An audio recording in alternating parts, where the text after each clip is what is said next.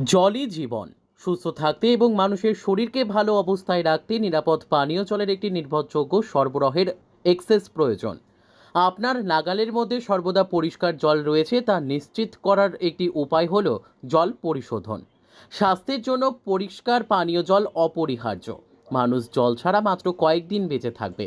বিশ্ব স্বাস্থ্য সংস্থা স্বাস্থ্যকর এবং হাইড্রেটেড থাকার জন্য প্রতিদিন কমপক্ষে 2 লিটার পানি পান করার পরামর্শ দেয়। কিন্তু বর্তমান বাজারে কিছু অসাধু ব্যবসায়ী প্রাণী জগতের অত্যন্ত প্রয়োজনীয় জলকে বিষাক্ত করে তুলেছে। বেশি মুনাফার আশায় বৈজ্ঞানিক প্রথা না মেনে বিক্রি করছে অপরিশোধিত জল। দিকে দিকে বাজারে ব্যাঙের ছাতার মতো গজিয়ে উঠেছে জলের কারখানা, যেখানে কোনো নজর নেই প্রশাসন তথা খাদ্য দপ্তরের। বিশালগড়ের 1 নম্বর চন্দ্রনগরে আচমকাই গজিয়ে ওঠা লাইক ড্রপ নামে একটি জলের ফ্যাক্টরি আইনকে তোয়াক্কা না করে দিব্যি চালিয়ে যাচ্ছে পানীয় জলের ব্যবসা।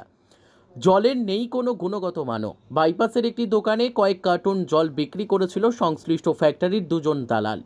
দোকান মালিক একটি বোতল বিক্রি করে উত্তর রাউতখলার জনৈক এক ব্যক্তির কাছে। তিনি দেখেন বোতলটির ভেতরে কিলকিল করছে একটি পোকা।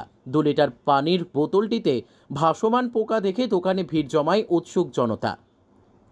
খবর দেওয়া হয় লাইক ড্রপ কর্তৃপক্ষকে। 2 এজেন্ট ছুটে গিয়ে বিষয়টি দেখে স্বীকার করে নেয়, নিয়ে যেতে চায় বোতলটি।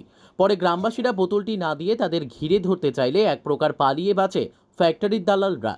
কেউ কেউ বলছে পোকাযুক্ত বোতলটি নিয়ে যাওয়া হবে বিশালগড় মহকুমার শাসকের কাছে।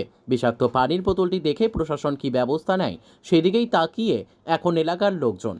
আরে দাঁড়াও না, তুমি তো জলটা আনছো, দাঁড়াও।